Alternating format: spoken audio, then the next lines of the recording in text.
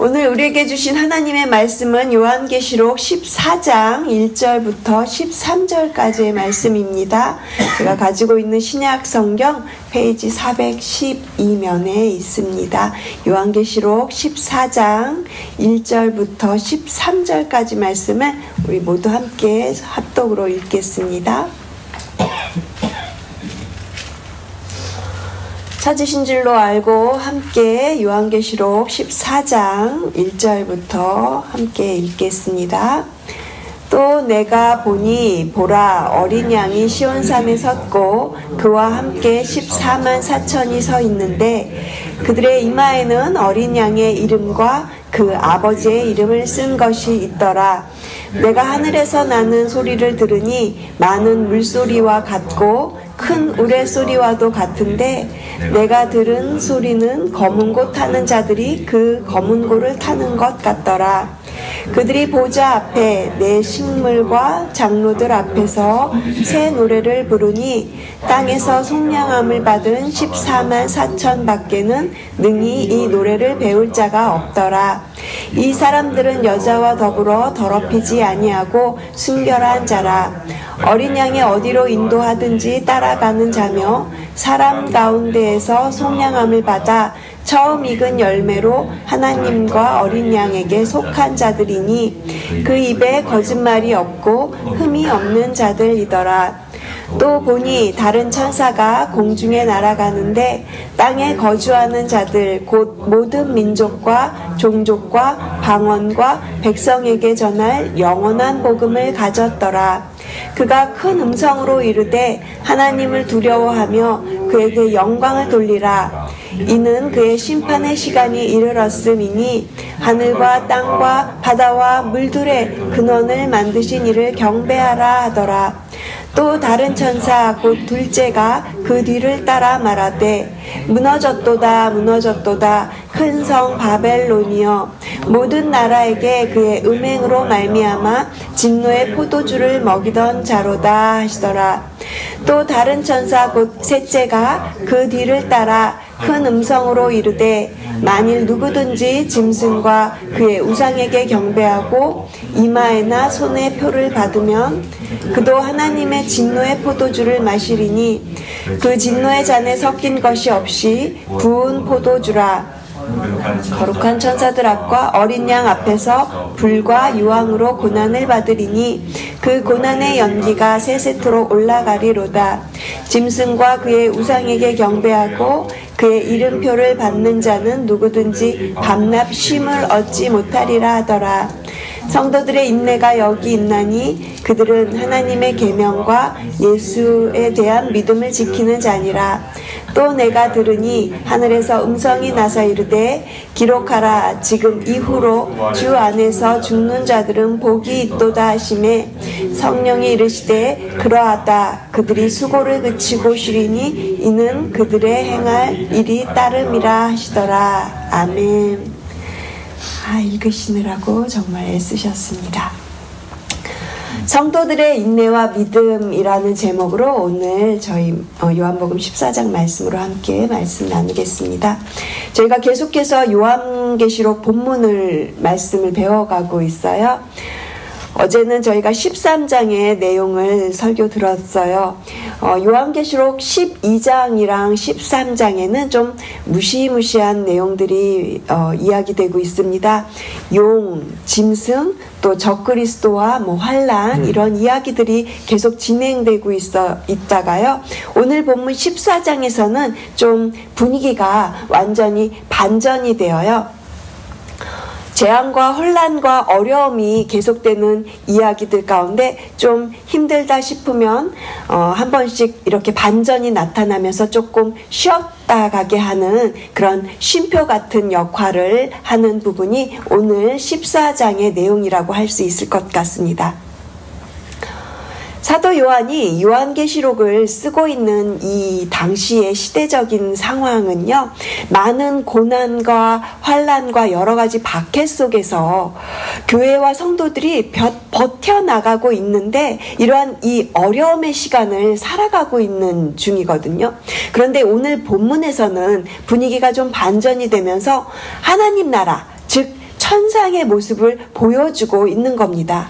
사도 요한이 그걸 봤어요. 그리고 그 본 것을 기록한 것입니다. 사도 요한이 본 것이 무엇인지 1절이 나타내주고 있어서 우리 함께 1절 말씀 읽어보겠습니다. 또 내가 보니 보라 어린 양이 시온산에 섰고 그와 함께 14만 4천이 서 있는데 그들의 이마에는 어린 양의 이름과 그 아버지의 이름을 쓴 것이 있더라. 14만 4천은요 하나님을 믿는 백성들을 말해요.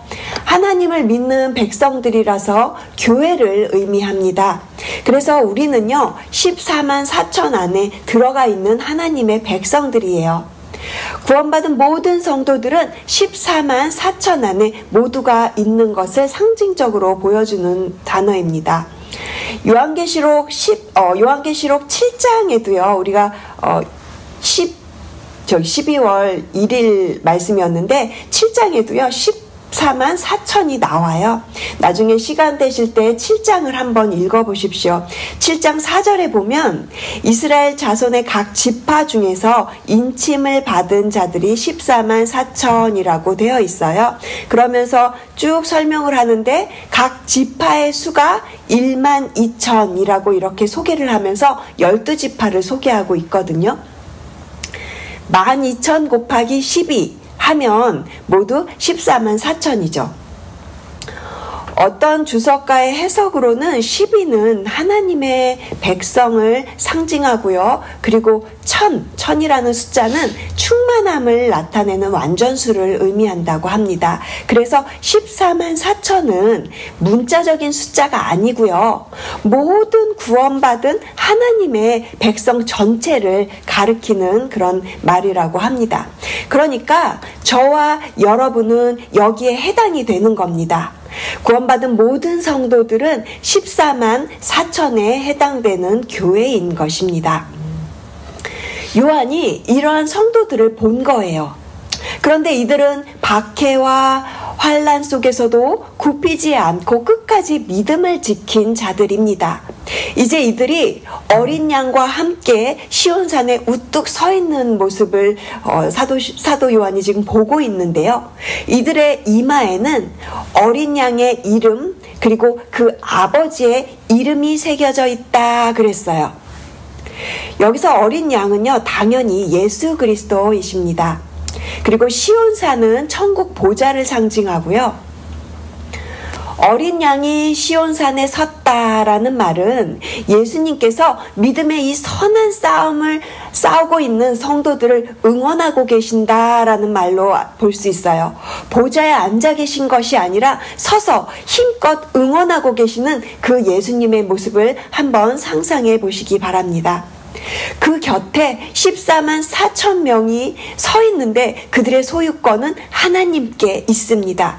그들의 이마에 새겨진 예수 그리스도의 이름 그리고 하나님 아버지의 이름이 바로 그것을 증명하고 있는 거죠.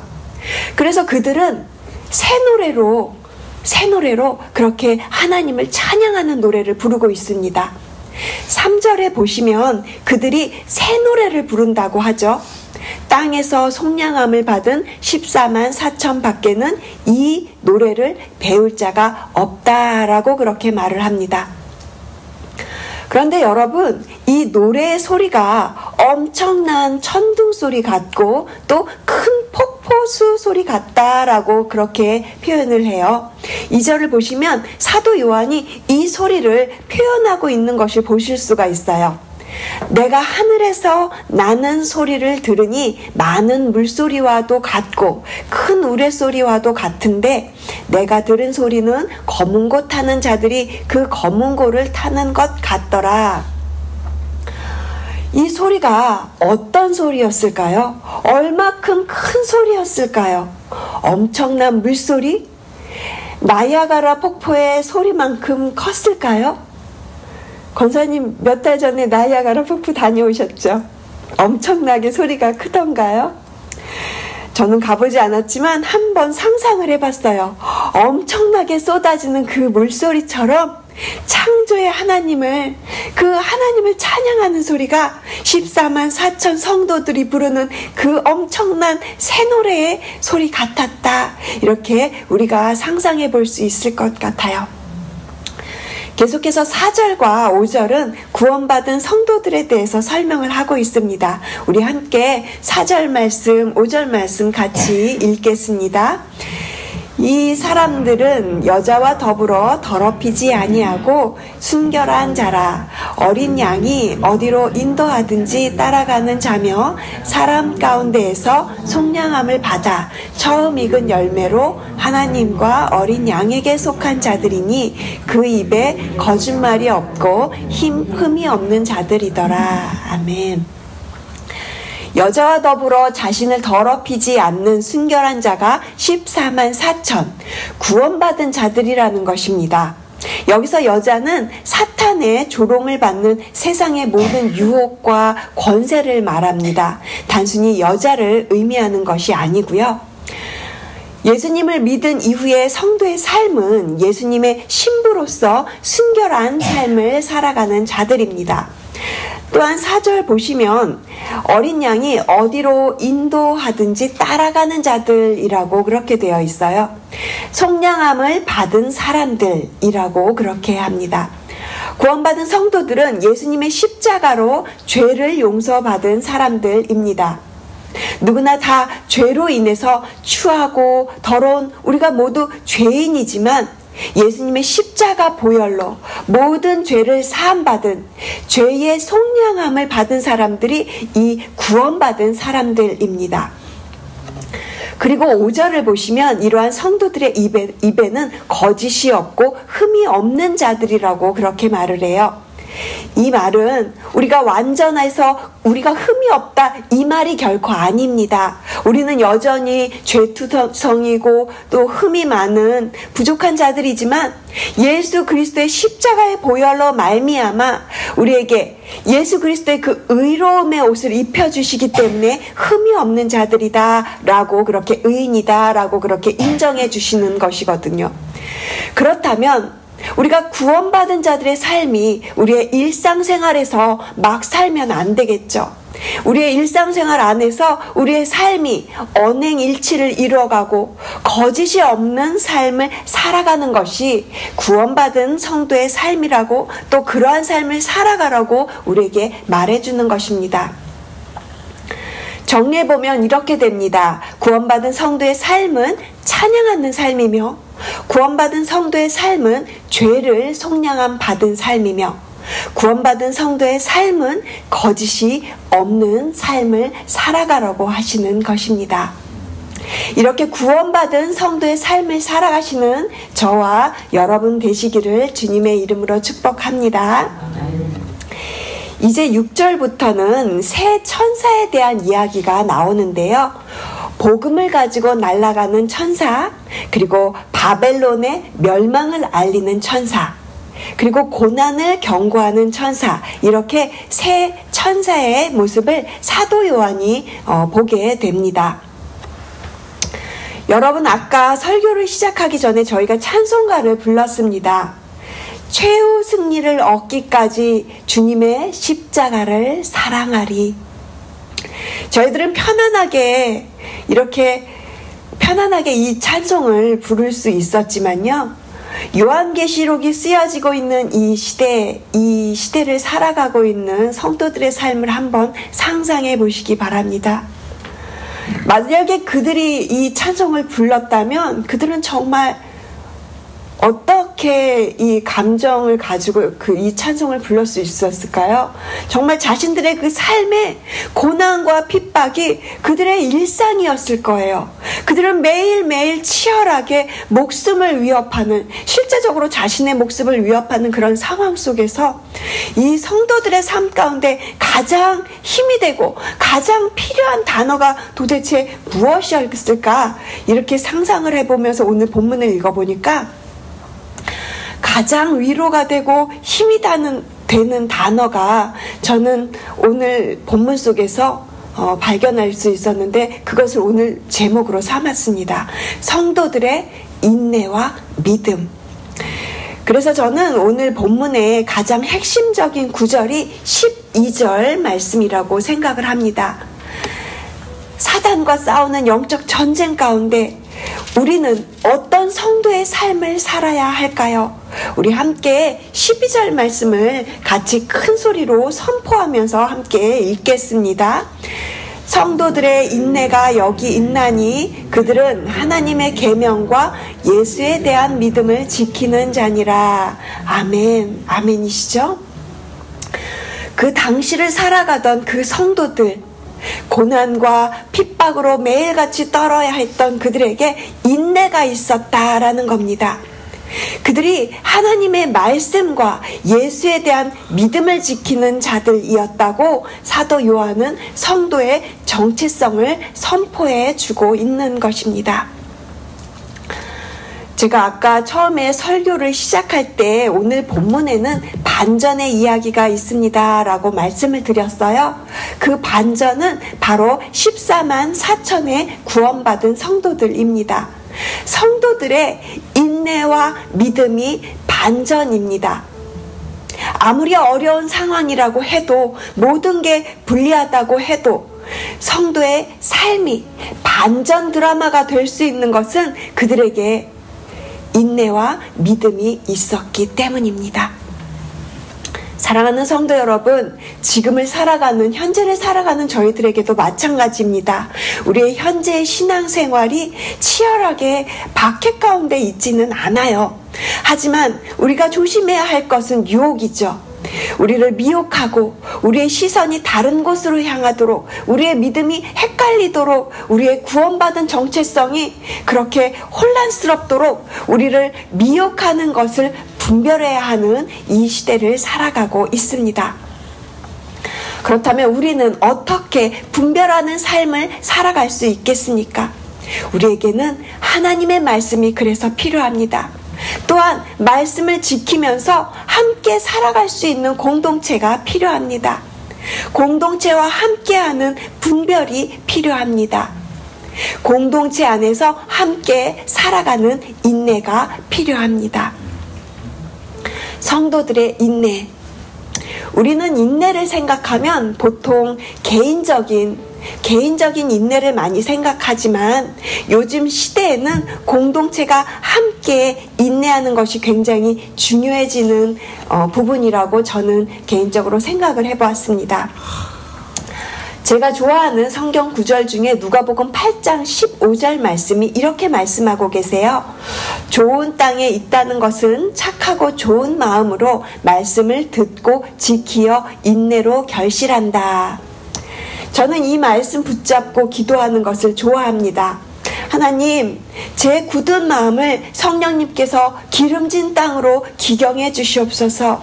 저의 마음이 성령님께서 주신 것으로 좋은 땅이 되면 착하고 좋은 마음으로 말씀을 듣고 지키게 하여 주시옵소서. 인내의 시간을 통해서 결실이 맺어지는 삶을 살게 하여 주시옵소서. 사랑하는 성도 여러분, 우리가 신앙생활을 하면서 우리에게 가장 필요한 것은 믿음과 인내입니다. 치열한 영적 전쟁 앞에서 우리에게 가장 강력한 무기가 되는 것도 믿음과 인내입니다. 믿음과 인내는 서로 깊이 연결되어 있고요. 믿음이 있기에 인내할 수 있고, 또 인내는 우리의 믿음을 증명하기에 이 둘은 뗄래야 뗄 수가 없는 것입니다. 세상이 점점 악해지면서 우리의 믿음을 흔들지라도 분명히 때가 온다. 분명히 하나님의 그 말씀이 성취되고 이루어진다. 예수님께서 분명히 다시 재림하시고 그 때가 온다라는 이 사실을 기억하시면서 성도들에게 주신 믿음과 인내를 가지시고 오늘 하루를 승리하면서 살아가시는 저와 여러분 되시기를 주님의 이름으로 축복합니다. 기도하시겠습니다. 하나님 감사합니다. 사도 요한이 보았던 14만 4천의 사람들 안에 저희들이 있게 하심을 감사합니다. 삶이 치열하게 힘들지라도 오늘 말씀을 기억하면서 힘을 얻게 하여 주시옵소서. 성도들의 믿음과 인내를 허락해 주시고 하나님의 백성답게 살면서 날마다 새 노래로 주님을 찬양하는 귀한 성도님들이 되시도록 주님 축복하여 주시옵소서. 감사드리며 이 모든 말씀 우리 주 예수 그리스도의 이름으로 기도드렸습니다. 아멘.